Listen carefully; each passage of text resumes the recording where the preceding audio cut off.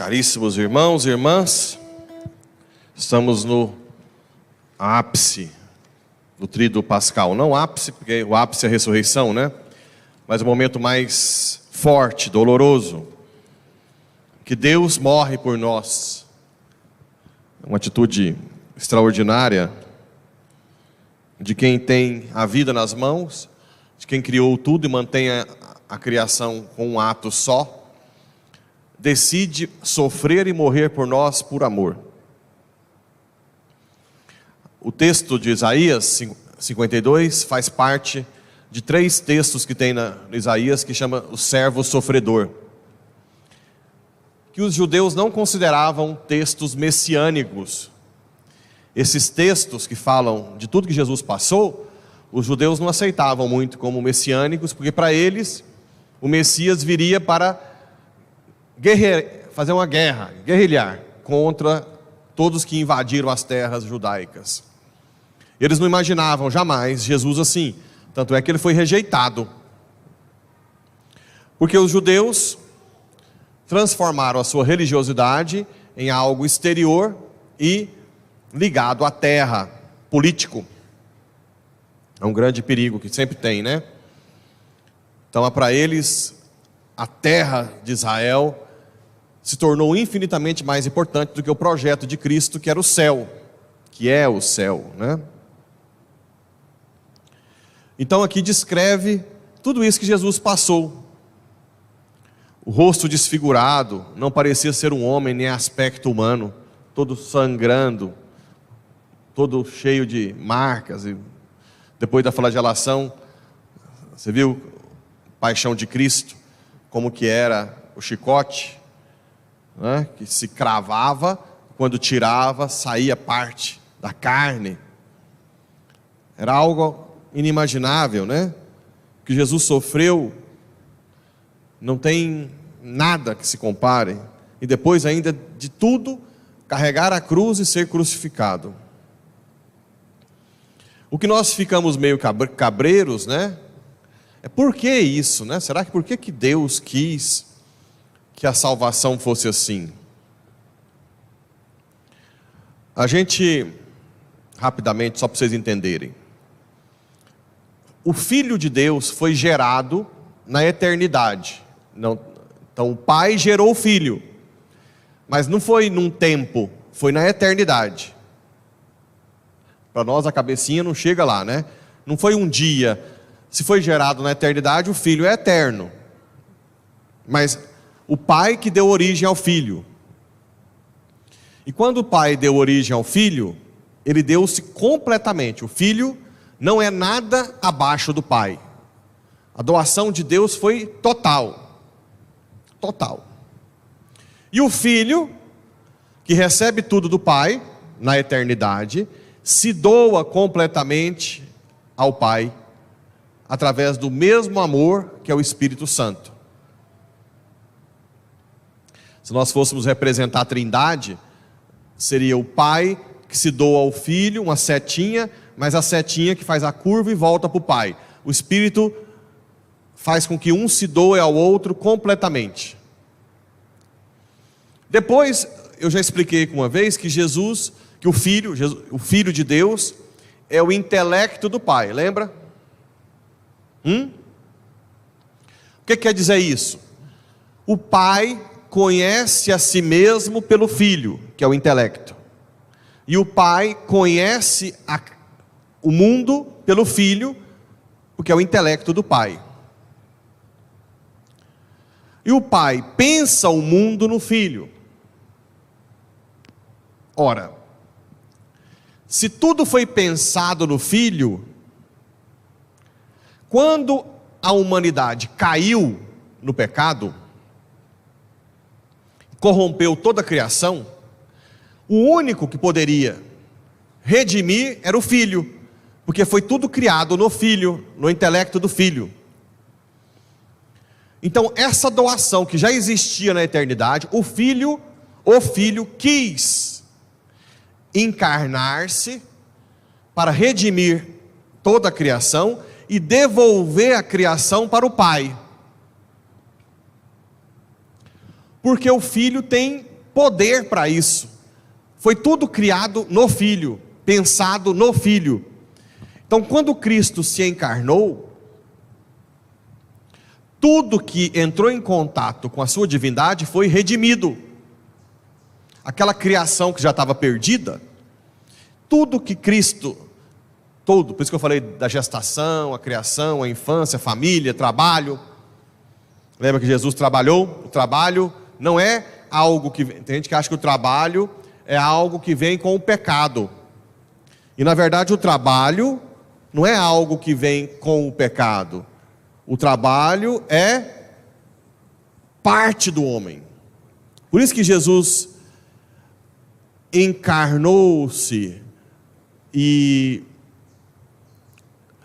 aprendeu a ser carpinteiro com José. Ele não precisaria, em hipótese alguma, se transformar em todas as profissões. Porque quando ele aceita, assume o trabalho, ele já é digno, ele já está santificando aquele trabalho, ele já está fazendo aquele trabalho algo santo, algo que é divino. Então não tem mais necessidade alguma de que Jesus tenha sido médico, ou que Jesus tenha sido outra coisa além de carpinteiro. Ora, se Jesus assumiu a condição humana, assumiu tudo, a única forma agora de redimir com o Pai, a forma que a gente tem para redimir com o Pai, a criação que se rebelou contra o Pai, como é? O amor. Quando o amor que dá a vida, o amor ágape, o amor de se entregar completamente a Cristo, a Deus, ao Pai. Então Cristo assume toda a condição humana, se encarna completamente, encarnando-se completamente, ele se entrega ao Pai até morrer por amor, até realmente dar a vida, morrer por amor. Cristo dá a vida. Isso é a redenção. A criação que estava completamente afastada no egoísmo, se redime pelo amor. Por isso que o sofrimento é importante. Por isso que é importante sofrer. Porque quem sofre, ama. Quem sofre muito, ama mais. Essa é a chave de tudo. O sofrimento prova o amor. E é essa a função de Cristo. Cristo que assume na carne a sua condição divina e se entrega ao Pai completamente. Se entrega ao Pai, dando a condição humana essa capacidade de se unir ao amor da Trindade. Então esse aspecto de projeto de salvação divino é muito importante. Muito importante. Se nós não entendermos isso, nós nunca vamos entender o que o sofrimento traz de salvação. A gente sempre vai ficar redimido, sem entender por que o sofrimento tem sentido. Por isso que a gente fala que é só o cristianismo que dá sentido ao sofrimento e à morte. Não tem mais ninguém. Só o cristianismo. Mas ninguém dá sentido ao sofrimento e à morte. Só Cristo. Porque Ele é capaz de pegar tudo e se entregar ao Pai. Se entregar completamente ao Pai. De fazer com que aquela humanidade que está afastada pela falta de amor, aprenda a amar. Por isso que hoje, todo sofrimento entregue na cruz, todo sofrimento que é entregue na cruz, é redenção. E países que buscam a eutanásia, é porque o demônio instiga a pessoa a fugir do sofrimento. tem um poder redentor enorme, um poder extraordinário, né? Um poder redentor inimaginável. O sofrimento e a morte fazem parte da prova do amor. E depois aqui, nós temos vários personagens que vale a pena depois a gente refletir. Hoje não é, eu só queria que você tivesse em mente esse projeto de salvação, que é Pilatos, que lava as mãos, né? Lava as mãos diante de uma injustiça. Muitas vezes a gente também lava as mãos diante da injustiça. Nós temos também, além de Pilatos, Maria Madalena, Maria, que segue Jesus até a cruz, que segue Jesus independente de qualquer coisa. Ao invés, os apóstolos o deixaram. Nós temos o ímpeto de Pedro, de querer amar Jesus com as suas forças e depois cai, né? Ele quer amar Jesus com as suas forças, depois cai. Esse é o ímpeto de Pedro. De nós, que às vezes queremos ser bons para Deus, mas não conseguimos. Sem a graça, Pedro depois conseguiu dar a vida por Jesus. Por quê? Porque ele assumiu a graça. Ele assumiu a condição de totalmente dependente de Deus.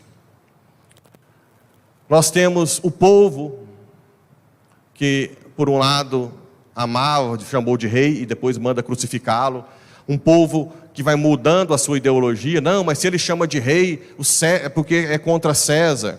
É uma outra reflexão nossa, que muitas vezes a gente pode errar fortemente com Jesus, entrando em ideologias que o povo pensa, e não o que Cristo ou a igreja pensa, né?